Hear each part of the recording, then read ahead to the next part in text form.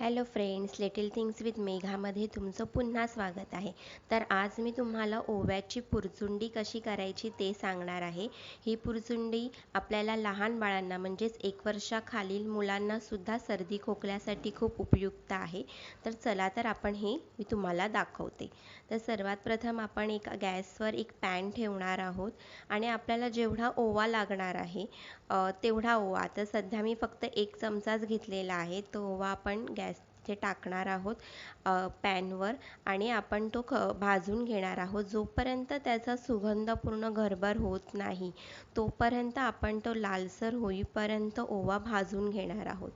तर ओव्यामध्ये लोह असतं, कॅल्शियम असतं, पोटॅशियम, आयोडीन, कॅरोटीन असतं, फायबर असतं, कार्बोहायड्रेट, प्रोटीन्स असे खूप सारे गुणधर्म आहेत ओव्यामध्ये. त्यामुळे ही पुरचुंडी तुमच्या बाळाला सर्दी खोकल्यावर नक्कीच फायदेशीर ठरेल. तर हे बघा, आता मी झाल्यानंतर थोडा लालसर रंग त्याला यायला लागलेला आहे. हे बघा, हा परफेक्ट कलर आलेला आहे. बघा, तो असा तडतडतोय, वरती उडायलाही लागलेला आहे. आता आपण गॅस बंद करणार आहोत आणि आता आपण एक कॉटनचा आपला जो रुमाल असतो किंवा कुठलाही सुती कापड तुम्ही घ्यायचा, त्याच्यामध्ये हा भाजलेला ओवा टाकायचा आणि त्याची एक अशी पोटली टाईप करून घ्यायची. आणि ही पुरचुंडी बघा, मी तुम्हाला दाखवते. माझा रुमाल थोडा मोठा आहे, तुम्ही छोटा रुमाल आपल्या बाळाला होईल तेवढं बघायचं, असं बांधून घ्यायचं. ही झाली ओव्याची पुरचुंडी तयार. आता ही किती फायदेशीर आहे 1 वर्षाच्या खालील मुलांसाठी आणि 1 वर्षाच्या पुढील मुलांसाठी सुद्धा, ते मी तुम्हाला सांगते.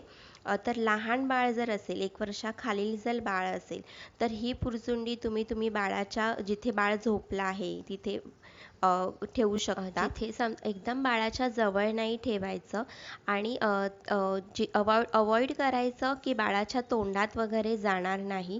त्याला श्वास घ्यायला त्रास होईल इतक्या जवळ त्याला ठेवायचं नाही. असं हा उपाय तुम्ही 1 वर्षापेक्षा लहान बाळांसाठी करू शकता.